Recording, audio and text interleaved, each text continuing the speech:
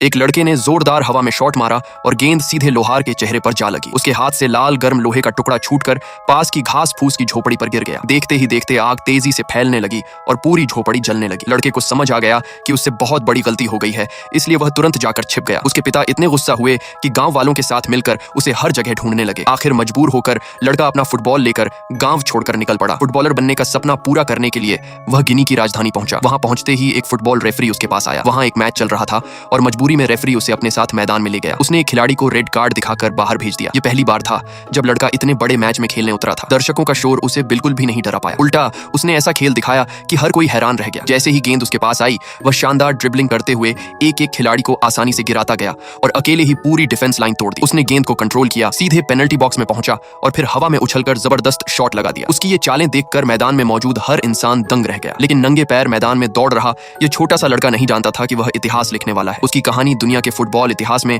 हमेशा के लिए दर्ज होने वाली थी। इस लड़के का नाम बांडी था। उसका जन्म उम्मीद 150 के दशक में कैमरून की एक बेहद गरीब बस्ती में हुआ था। बाकी बच्चों की तरह उसका भी एक ही सपना था, एक दिन बड़ा फुटबॉलर बनना। घर में गरीबी थी, लेकिन उसने कभी अपने सपनों को छोटा नहीं होने दिया। बीमार माँ की देखभाल करने के बाद उसका सबसे पसंदीदा काम था गलियों में कपड़ों से बनी गेंद के साथ फुटबॉल खेलना। उस समय गांव में बाहरी दुनिया से जुड़ने का सिर्फ एक ही जरिया था, एक पुराना रेडियो। बांडी कभी भी किसी फुटबॉल मैच की कमेंट्री सुनना नहीं छोड़ता था। हर मैच के साथ उसका सपना और मजबूत होता गया। एक असली फुटबॉल खरीदने के लिए बांडी और उसका बड़ा भाई हर दिन जंगल से सूखी लकड़ियां इकट्ठा करते और उन्हें कई किलोमीटर दूर बाजार में बेचने जाते। लेकिन पूरे दिन की मेहनत के बाद उन्हें सिर्फ 4 रुपये के बराबर पैसे मिलते थे, जबकि चमड़े के एक फुटबॉल की कीमत करीब 80 गिनी फ्रैंक थी। उनके लिए यह रकम किसी सपने जैसी थी। फिर भी दोनों भाइयों ने उम्मीद नहीं छोड़ी। वे रोज मेहनत करते रहे, लेकिन जब कुछ पैसे लेकर बाजार पहुंचे तब भी वे एक सस्ती प्लास्टिक की गेंद तक नहीं खरीद पाए। दुकानदार ने साफ कह दिया कि उनकी कमाई की रफ्तार से उन्हें नया फुटबॉल खरीदने में करीब 500 दिन लग जाएंगे। ये सुनकर भी बांडी ने हार नहीं मानी और पहले की तरह मेहनत करता रहा। इसी बीच उसकी माँ की तबीयत और बिगड़ गई। बांडी अपनी सारी बचत लेकर गांव के छोटे से अस्पताल पहुंचा। वहां उसकी मुलाकात